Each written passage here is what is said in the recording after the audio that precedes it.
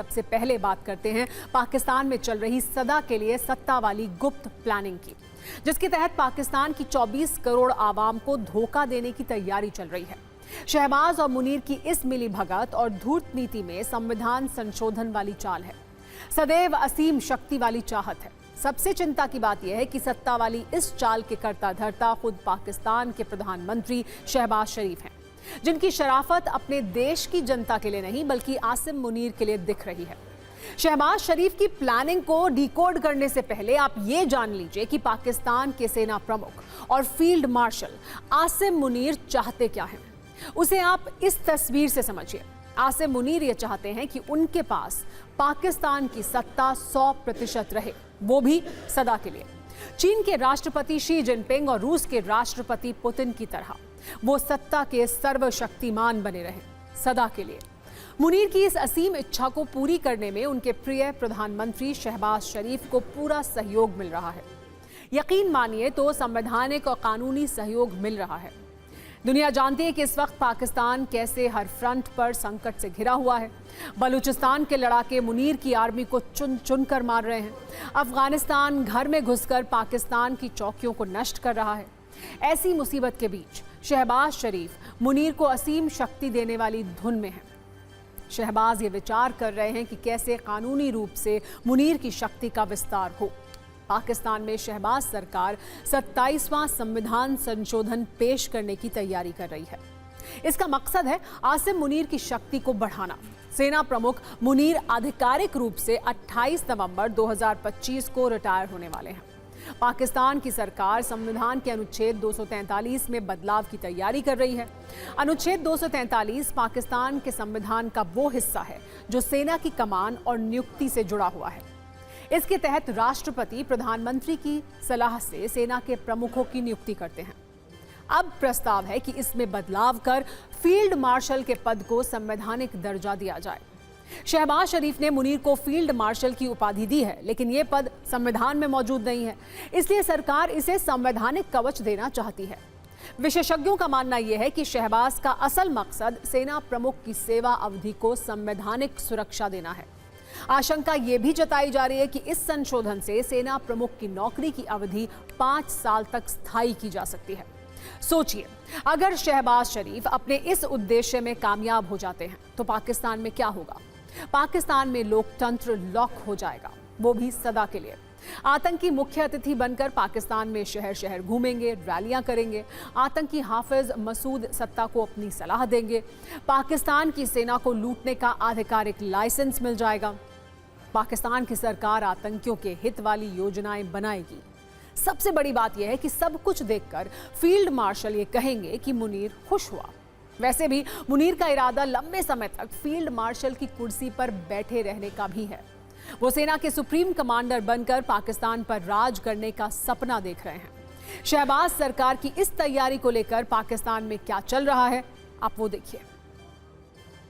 सवाल यही है कि क्या पाकिस्तान एक बार फिर से सैन्य शासन की ओर लौट रहा है? अगर 27वां संशोधन पारित हो जाता है तो ये पाकिस्तान के इतिहास में एक और martial law without the name होगा, यानी संविधान के भीतर सेना को सर्वोच्च बना देने वाला लोकतंत्र। इसे पाकिस्तान के भीतर न्यूक्लियर स्टेट इन टर्मोइल कहा जाता है। सरल भाषा में समझे तो इसका मतलब है परमाणु अस्थिरता की स्थिति। आपको बता दें कि इस संशोधन प्रस्ताव में कई और भी प्लान हैं, जिसका मकसद प्रमुख शक्तियों का केंद्रीकरण है। कहा जा रहा है कि शहबाज सरकार राष्ट्रीय वित्त आयोग पुरस्कार में प्रांतीय हिस्से को दिए गए संवैधानिक संरक्षण को हटाना चाहती है। यह प्रावधान प्रांतों को संघीय राजस्व में न्यूनतम हिस्सेदारी की गारंटी देता है।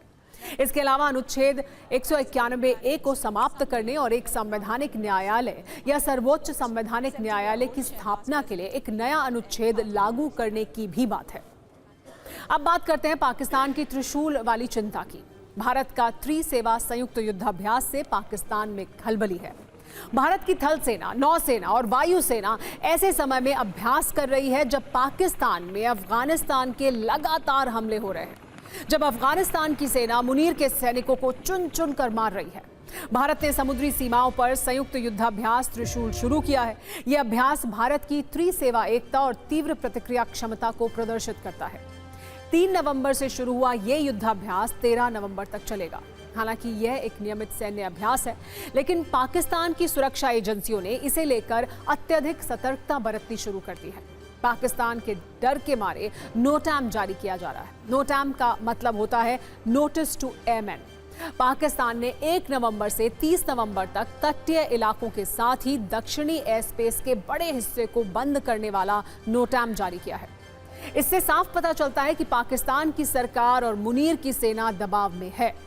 इसके अलावा पाकिस्तान भारत के तीनों सेनाओं के अभ्यास पर नजर रख रहा है। और तो और पाकिस्तानी सेना ने बयान जारी कर भारत के त्रिशूल अभ्यास की निंदा की है। पाकिस्तानी सेना के propaganda wing inter services public relations के महानिदेशक लेफ्टिनेंट जनरल अहमद शरीफ चौधरी ने कहा है कि भारत को यह जान लेना चाहिए कि इस बार प्रतिक्रिया और भी कड़ी होगी। यानी रस्सी जल गई है पर बल नहीं गए हैं। भारत अरब सागर में एक और फॉल्स फ्लैग ऑपरेशन की तैयारी कर रहा है। आर्मी के सदर्न आर्मी कमांड, नेवी का वेस्टर्न कमांड, एयरफोर्स के south western air command participate कर रहे हैं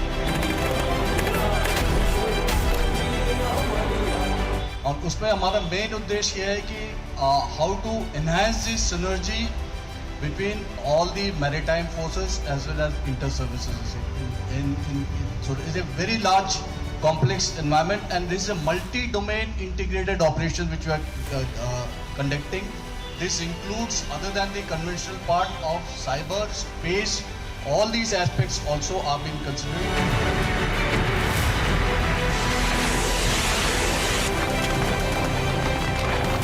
In Navy में कम से कम 20 से 25 शिप्स पार्टिसिपेट कर रहे हैं। उसी हिसाब से एयरफोर्स के भी लार्जर नंबर 40 से plus fighter aircraft and other support aircraft are participating.